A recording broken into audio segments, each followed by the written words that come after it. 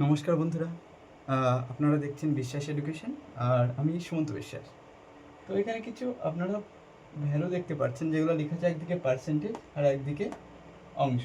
মানে 8.13%কে যদি আমি অংশে ট্রান্সফার করি 1/12 হচ্ছে। কীভাবে হচ্ছে একটা দেখে দিই, তারপরে অঙ্কগুলো মুখে মুখে কী করে 1 সেকেন্ডে তোমরা করতে পারবে সেটা দেখে দেবো। এই পার্সেন্ট ভ্যালুগুলো মুখস্থ থাকলে তোমরা তাড়াতাড়ি মুখে মুখে অঙ্ক করতে পারো। যেমন যদি আমি বলি 10%, এটার যদি অংশে নিতে কী হবে, পার্সেন্ট মানে বাই 100, মানে 10/100। তার মানে কী হচ্ছে, এটা হচ্ছে 1/10। যদি আমি বলি 50%, এর মানে এর অংশ কত হবে, 50/100। যদি আমরা কাটাকাটি করি কত হবে, 1/2। তার মানে 50%-এর ভ্যালু কি, 1/2। আবার যদি আমরা কী করে নেই, অংশ থেকে যদি আমি পার্সেন্টে ফিরে যেতে চাই, কী করবো, আমরা 100 দিয়ে গুণ করবো। তো এটা যদি কাটাকাটি করে কত হবে, 50।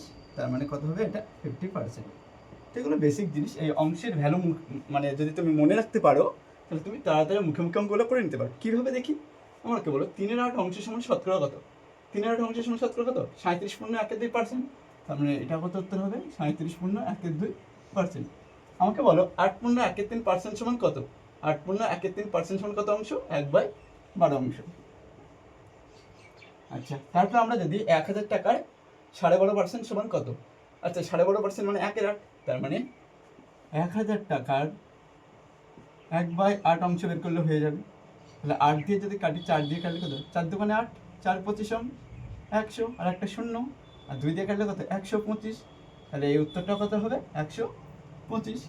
625 টাকার 8%, 8% মানে 2/25। তার মানে 625-এর 2/25,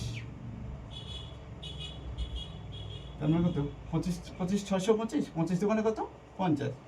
খুব সহজেই কীভাবে তোমরা তাড়াতাড়ি অঙ্কগুলো করে নিতে পারলে, শিখে নিতে পারো। তাই আমি প্রতিদিন এরকম ছোটো ছোটো সেশন নিয়ে আসবো। যদি তোমাদের সাহায্য পাই, লাইকস, তোমাদের কমেন্ট, আমি আর কী করলে আরও ভালো হবে সেগুলো সবাই জানাবেন। চ্যানেলটাকে সাবস্ক্রাইব করবেন। থ্যাংক ইউ, ধন্যবাদ।